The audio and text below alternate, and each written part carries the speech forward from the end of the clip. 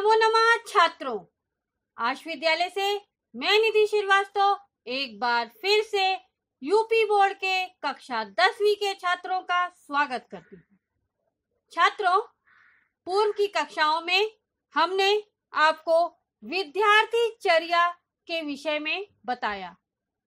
छात्रों, हमने आपको बताया कि विद्यार्थी चर्या का मतलब है विद्यार्थी के आहार व्यवहार के विषय में वार्तालाप करना।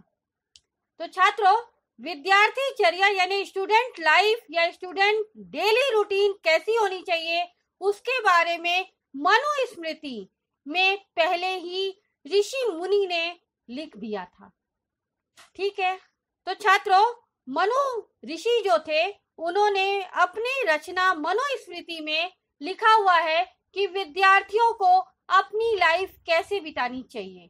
उन्होंने अपनी मनुस्मृति में श्लोकों के माध्यम से छात्रों बताया कि विद्यार्थियों को ब्रह्म मुहूर्त में ही उठना चाहिए और अपने दैनिक क्रियाकलापों को करके आचार धर्म तथा व्यवहार के विषय में चिंतन करना चाहिए तथा साथ ही साथ तत्वार्थ के विषय में भी निर्णय करना चाहिए और शारीरिक कष्टों के विषय में भी उसी समय चिंतन करना चाहिए।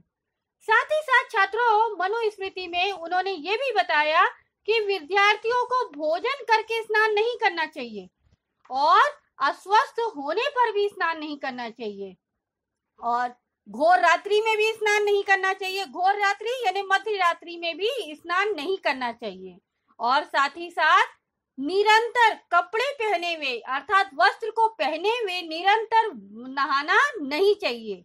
ठीक है छात्रों, और अपरिचित जलाशय में भी नहीं नहाना चाहिए, ऐसा विद्यार्थियों को मुनि जी कह रहे हैं। छात्रों, और वो बता रहे हैं कि विद्यार्थियों को जूठा भोजन किसी को नहीं देना चाहिए। जूठा भोजन जो है किसी को नहीं देना चाहिए और बीच बीच में खाना भी नहीं चाहिए कि हर समय आप मुंह चबा रहे हैं, ऐसा विद्यार्थियों को नहीं करना चाहिए। और साथ ही साथ बहुत अधिक भोजन भी हमको नहीं करना चाहिए कि हम एक साथ बहुत सारा भोजन कर लें जिससे हमको अपचय जो है, ऐसा भी ऋषि मुनि जी कह रहे हैं कि नहीं करना चाहिए। और साथ ही साथ मुंह में खाना रख के या जूठे मुंह कहीं भी नहीं जाना चाहिए। अर्थात छात्रों, आपको खाते खाते कहीं बाहर नहीं जाना चाहिए। खाना खा लीजिए आराम से, फिर उसके बाद ही बाहर जाइए। मुंह में चबाते हुए बाहर नहीं जाना चाहिए। और उन्होंने बताया छात्रों कि जो छात्र या जो मनुष्य बड़ों की सेवा और नमस्कार करते हैं, प्रतिदिन सवेरे उठ के नमस्कार करते हैं, तो उनकी 4 चीजें हमेशा बढ़ती हैं। वो क्या है छात्रों? विद्या, आयु, यश और बल। ठीक है छात्रों, और नाउ नेक्स्ट उसमें उन्होंने बताया कि मनुष्य को गीले पैर भोजन नहीं करना चाहिए।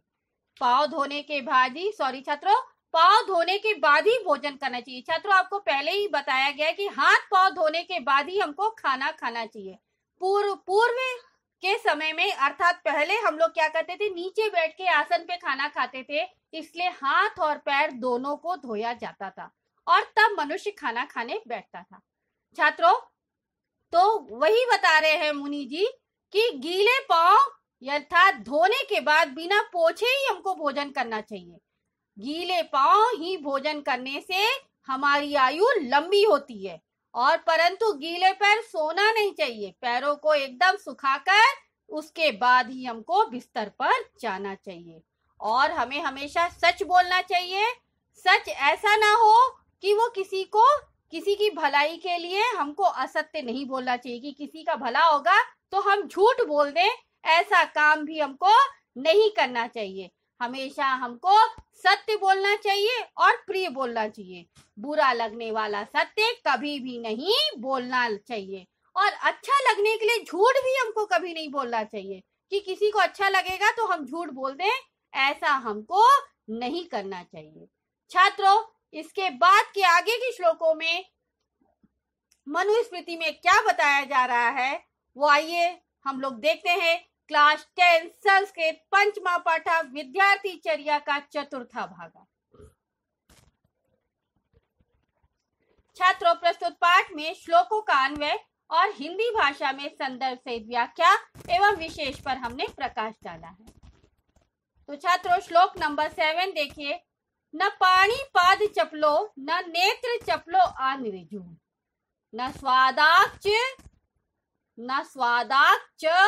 पल चैव न परद्रोह कर्मधि। फिर से सुन लीजिए छात्रों कि न पाणी पाद चपलो, न नेत्र चपलो आनिजु, न स्वादाक चपल लश्चैव न परद्रोह कर्मधि। तो छात्रों, श्लोक का संलाद करने के लिए हमको सबसे पहले अन्वय करना है और अन्वय करने के लिए ये सूत्र है कि कर्ता कर्म क्रिया और इनके विशेषण को अन्य विभक्तियों के साथ एक पंक्ति में नियोजन करना है। तो आइए श्लोक का हम लोग अन्वय देखते हैं। पाणी पाद चपला न स्यात्, नेत्र फलः न अनिजु स्यात्, वाक् चपला न स्यात्, परद्रोह कर्मधि न स्यात्। ठीक है, पाणी पाद चपला न स्यात्, नेत्र फला न अनिजु स्यात्, वाक् चपला न स्यात्, परद्रोह कर्मधि न स्यात्। तो छात्रों, श्लोक का संलाद करने से पहले हमको उसका संदर्भ जानना जरूरी है। तो संदर्भ यह है कि प्रस्तुत श्लोक जो है वो मनुस्मृति नामक सुप्रसिद्ध ग्रंथ से संग्रहित होकर हमारी पाठ्य पुस्तक संस्कृत साहित्य के पद्यभूषण के पंचमा पाठा विद्यार्थी चर्या से लिया गया है। और इस अवतरण में कवि ब्रह्मचारी मनुष्य को सभी प्रकार की चपलता को रोकने को कह रहे हैं। चपलता अर्थात चंचलता, यानी ब्रह्मचारी मनुष्य जो होता है उसको चंचलता करने का कोई अधिकार नहीं होता है। उसको हमेशा धैर्य रख के, धीरज रख के और साहस के साथ हर कार्य को करना चाहिए। तो छात्रों देखिए संलाद। पाणी पाद चपला न स्यात्, पाणी पाद चपला यानी चंचल हाथ पैर वाला, पाणी यानी हाथ, पाद यानी पैर, चपला यानी चंचल। तो ना यानी नहीं, स्यात् यानी होना चाहिए। तो वो क्या कह रहे हैं कि ब्रह्मचारी मनुष्य को पाणी पाद चपला ना स्यात् अर्थात हाथ पैर से चंचल नहीं होना चाहिए। ठीक है, नेत्र फला ना, और क्या बता रहे हैं कि चंचल नेत्र फलों वाला, नेत्र फला यानी चंचल नेत्रों वाला भी नहीं होना चाहिए। अनऋजु स्यात् यानी कठोर स्वभाव का, यानी गंभीर मुद्रा वाला होना चाहिए।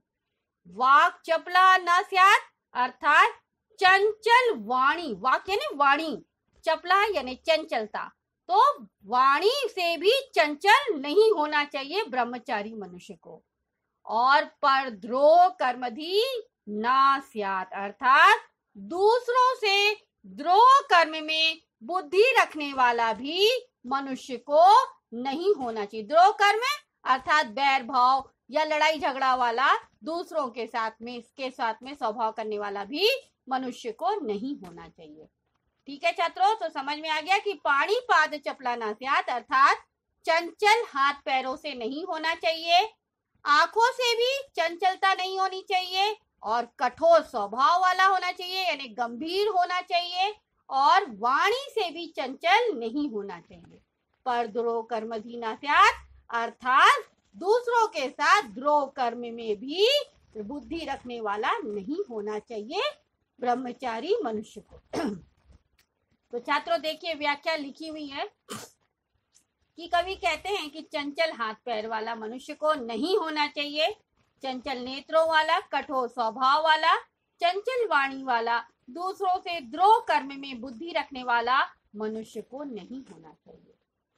छात्रों विशेष देख लीजिए, यहाँ पर समास है पाणी पाद चपला में पाणीचा पादोच्चा, समाहार द्वंद्व समासा। नेत्र चपला, नेत्राभ्याम चपला, तृतीया तत्पुरुष समास। अनिजु नानिजु, नहीं है तत्पुरुष समास। वाक चपला, वाचा चपला, तृतीया तत्पुरुष समास। और पर द्रोह कर्मधि, परस्मैई द्रोहा, बहुब्रीहि समास। यस्य सह भी लिख सकते हैं और नहीं भी लिख सकते, चलेगा। तो बहुब्रीहि समास। ठीक है छात्रों, नाउ यहाँ तक का श्लोक समझ में आ गया। नाउ श्लोक नंबर 8। सर्व लक्षण हीनो अपि यह सदाचार वान नरा, श्रद्धानो अनो श्रद्धानो अनसूयश्च शतम वर्षाणि जीवति। क्या कह रहे हैं कि सर्व लक्षण हीनो अपि यह सदाचारवान नरः श्रद्धानो अनसूयश्च शतम वर्षाणि जीवति। ठीक है, तो प्रस्तुत श्लोक का वही हमको संलाद करने के लिए क्या करना है छात्रों, अन्वय करना है। और अन्वय के लिए सूत्र है कर्ता कर्म क्रिया और इनके विशेषण को अन्य विभक्तियों के साथ एक पंक्ति में नियोजन करना। नौ अन्वय देखिए छात्रों, सर्व लक्षण हीनः अपि यह नरः सदाचारवान श्रद्धाना अनसूया च अस्ति स शतम वर्षाणि जीवति। ठीक है छात्रों, तो नौ देखिए छात्रों, संदर्भ देख लीजिए कि प्रस्तुत श्लोक जो है वो मनुस्मृति नामक सुप्रसिद्ध ग्रंथ से संग्रहित हमारी पाठ्य पुस्तक संस्कृत साहित्य के पद्य व्यूषम के पंचमा पाठा विद्यार्थी चर्या से लिया गया है। इस अवतरण में कवि कह रहे हैं कि जो मनुष्य सदाचारी होते हैं वे 100 वर्ष की आयु प्राप्त करते हैं। ठीक है, तो नाउ देखिए छात्रों अर्थ, सर्व लक्षण हीना अपि यानी यह नरा सदाचारवान, सर्व लक्षण यानी सभी शुभ लक्षणों से, हीना यानी हीन, अपि यानी भी, यह यानी जो, नरा यानी मनुष्य, सदाचारवान यानी सदाचारी होता है, यानी सब लक्षणों से, सब बुरे कर्मों से हीन होता हुआ मनुष्य, जो भी मनुष्य सदाचारवान अर्थात सदाचारी होता है, तो श्रद्धाना यानी श्रद्धाना अनुसूया यानी श्रद्धा रखने वाला, अनुसूया चास्ती और दूसरों की, अनुसूया यानी निंदा करने वाला और दूसरों की निंदा ना करने वाला होता है। सह शतम वर्षाणी जीते, सा यानी वह, शतम यानी 100, वर्षाणी यानी वर्षों के द्वारा, जीवती यानी जीता।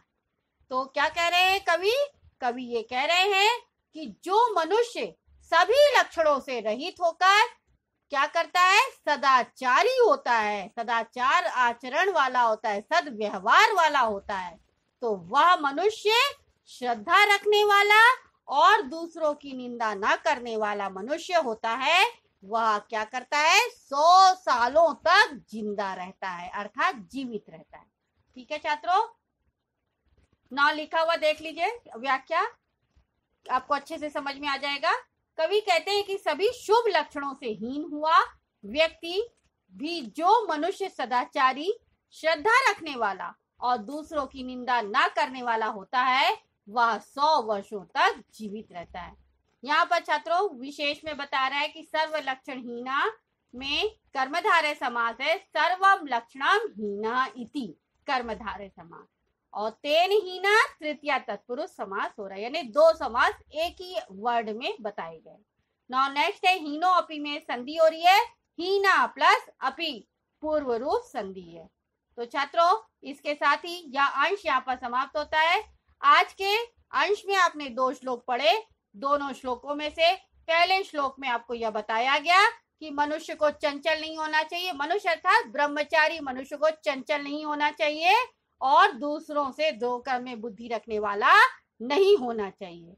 और दूसरे श्लोक में बताया गया कि जो मनुष्य शुभ लक्षणों से इस हीन सदाचारी होते हैं और दूसरों की निंदा न करने वाले होते हैं, तो वे 100 वर्षों तक जीवित रहते हैं। तो छात्रों आपको यह अंश अच्छी तरह समझ में आ गया होगा। अगर आपको इस अंश में कोई भी डाउट है तो आप आश विद्यालय के ऐप्स को लाइक करके क्वेरी में जाकर अपना डाउट पूछ सकते हैं। मैं आपका जवाब जल्द से जल्द दूंगी। तब तक के लिए धन्यवाद छात्रों। नमो नमः।